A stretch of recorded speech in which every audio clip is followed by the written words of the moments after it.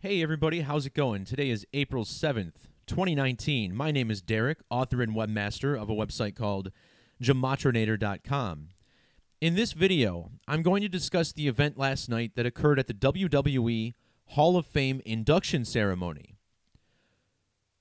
Former professional wrestler Bret the Hitman Hart was taken down during his speech in which the Hart Foundation was being inducted into the Hall of Fame. There was this guy who jumped out of the crowd wearing some sort of Rasta hat and tackled Bret Hart to the ground. Apparently, he got a punch in before he was trounced by all sorts of wrestlers and security staff. The man was then pummeled and, in fact, punched in the face really hard by one of the wrestlers. And, yeah, it all seemed off the cuff. It all seemed random. But what I'm going to show you in this video is that this was a staged ritual. And I don't make this claim because I think it looks staged or because I'm a crazy conspiracy theorist. In fact, of all the conspiracy channels on YouTube, this is the type of channel that they don't want you to find. The one that discusses numerology. The one that reveals how these conspiracies are being carried out. And by the end of this video, you'll understand why this conspiracy was carried out as well. We'll look at Zachary Madsen and what this guy apparently stands for. So the WWE, they've made a killing on blurring fiction and reality for over 60 years now. And they go so far as to fake diseases in their wrestlers. Please see my work on the posts of Roman Reigns, who we're told was diagnosed with leukemia a couple years ago, which recently came back and forced him to take a little hiatus for 18 weeks. And I have posts that explain all the numerology behind this ritual as well. So the WWE has virtually no moral compass. They're led by probable psychopath Vincent Kennedy McMahon, who many allege to be a 33rd degree Freemason, which I completely believe. He might even be higher up than that. So in this, we're going to be talking about Bret Hart. Now, Bret Hart, this is a very famous moment for Bret Hart, of course, being tackled during an acceptance speech. But what he's actually most known for is something called the Montreal Screwjob, which is a professional wrestling match that has its own Wikipedia page. Back in 1997, Bret Hart was threatening to leave WWF for WCW. He was the WWE champion at the time, and refused to lose his title in his home nation of Canada. Or so the story goes. I believe this Montreal Screwjob is probably a work, but I don't know for sure. And no doubt, this was Hart's last match in the company. He supposedly punched Vince McMahon afterwards. Here you see referee Earl Hebner calling for the bell before Hart actually tapped out. Now, why do I bring this up? Well, if you measure from the Montreal Screwjob, which was on November 9th, 1997, as you can see there, if you measure from that date to the date of this incident in which he was attacked during his acceptance speech, you get exactly 1,117 weeks between these incidents. Both of these incidents passed off as legit, real-life problems for Bret Hart. There's a very significant form of Gematria called English Extended. This is the cipher you see on the left side of your screen. It uses the current 26-letter English alphabet and uses a numeric structure based on ancient Hebrew Gematria and Greek isopsephy. In this method, Bret the Hitman Hart has a numeric value of exactly 1,117. 1,117 weeks between incidents. This incident occurred on the date April 6th. Also in English Extended, the same cipher, April 6th sums to 1117. Now, 1117 is a very unique number. Those who are well acquainted with numerology might already know this. 1117 is connected to the number 187 in a very unique way. Not only is 1117 the 187th prime number, but 187 has a prime factorization of 11 times 17.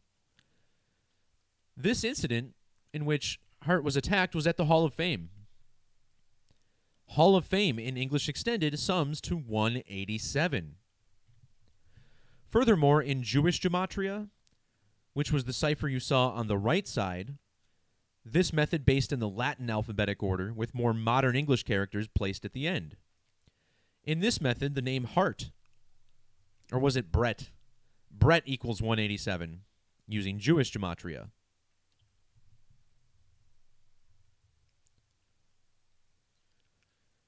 What's also worth pointing out is that Bret the Hitman Hart has a Jewish Gematria value of 677, which is also the same as April 6th, the date on which he was attacked. All of these rituals in the mainstream media organized by this code of letters, numbers, and dates on the calendar. Now let's talk about what purpose this silly staged ritual is serving. WWE is taking a huge step in the feminist movement this year. The main event of WrestleMania 35, which occurs later tonight, is a triple threat women's match between Ronda Rousey, Charlotte Flair, and Becky Lynch for both the Raw and SmackDown Women's Championships. And there really hasn't been a whole lot of controversy around this, necessarily. Charlotte Flair is probably one of the best company's performers, or company's best performers, male or female. Ronda Rousey's pretty good. I don't know how good Becky Lynch is. To say she's main event at WrestleMania caliber might be a stretch, but she is very popular. And personally, I got nothing against women being in the main event. If they're the best performers, then great, but I don't know if they are. Understand that the rise of feminism in Western culture is part of a decades-long agenda to undermine and destroy the family unit. This is in hopes of creating more human dependency on federal government, an agenda which is working out beautifully. It all started in the 50s and 60s when divorce rates began to skyrocket. And, there are some good things that have come from feminism, but very few people realize how nefarious this movement truly is at its roots. So Hart's attacker is a lowly MMA fighter named Zachary Madsen. And understand, MMA at the high level, also a very rigged, staged event. And this guy was probably just picked from the pool and chosen based on his numbers. Now, prior to this incident, he made a ridiculous tweet several days ago, and it was regarding the all-women's main event. And look at this. He's talking about how the women who are wrestling should be serving sandwiches behind a counter instead. And understand, people like me who understand what the movement for feminism is, we don't say stuff like this. We're not telling women to get behind the counter and make sandwiches and get in the kitchen. That has nothing to do with this. Women are being victimized just as much as men are through this feminist movement. Well, I guess that's debatable, but that's a discussion for another time. But the point is that anyone who's, opposed to women being in the main event and women being pushed into the spotlight this year is being meant to seem crazy. And that's what this whole ritual is meant to do. Make people who are speaking out against this feminism thing seem like nut jobs. And just to tell you that this guy is part of a hoax, notice he made 2 tweets prior to the attack regarding Batman. And understand, Batman is a huge hoax code for the mainstream media. Remember, we had the Batman shooting back in 2012. James Holmes, the alleged shooter in that ritual. Excuse me. And one of these tweets even had him with Joker makeup. So what do you think is more likely? That this guy's so crazy that he paints himself up as the Joker and starts tweeting about Batman, telling women to get behind? Why didn't he attack a woman? If he's so angry about women being the thing, why did he attack Bret Hart? It makes no sense unless you understand the numerology. So let's talk about some more numbers, just to show you further evidence that this was a staged event. Bret Hart is currently 61 years old. Notice the last name Hart sums to 61 in the reverse alphabetic order. In ordinal, Hart sums to 47. And this is a significant number. The emblem on Freemasonry has a compass that's set to 47 degrees. This event was a Hall of Fame acceptance speech. Hall of Fame equals 47. Reverse reduction. Now, in Jewish Gematria, the word Masonic equals 74. Well, I'm sorry, that's in ordinal, the reflection of 47. In Jewish Gematria, this sums to 223. 223, the inverse of 322, the skull and bones number. On the date of this incident, look how old Bret Hart was. 3,222 weeks old. This event was held in Brooklyn, New York, which has an ordinal value of 223, just like the word Masonic and the inverse of Hart's age. Now, here's a screenshot from the incident as it occurred. You'll see Bret Hart was standing next to Natalia Neidhart. Natalia Neidhart is the daughter of Jim the Anvil Neidhart. Jim Neidhart died over this past year in August of 2018. Notice how he died on the date August 13th, a date that can be written 13/8. The man who attacked Hart while his daughter was on stage is named Zachary Madsen. In the alphabetic order, Zachary Madsen equals 138, like the date on which Jim Neidhart died. Madsen also has reverse gematria of 213. This is the satanic value of death. Jim Neidhart met his death on 13/8. Also, Zachary Madsen has matching 57 gematria with Jim Neidhart. Notice the reduction values of 57 and 69. Jim Neidhart equals 57 and 69. Bret Hart, meanwhile, was born in the year 57.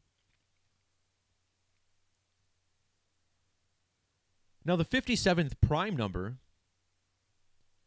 is 269. The date on which Hart was attacked was the date that leaves 269 days in the year. And in the language of Gematria, Bret the Hitman Hart equals 269 in the reverse alphabetic order.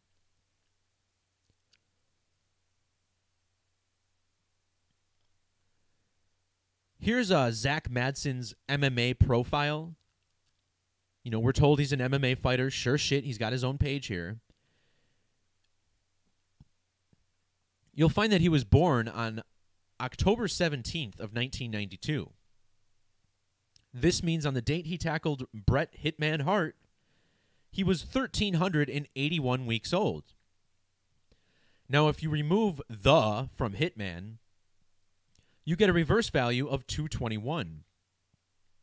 The 221st prime number, look at that, 1381.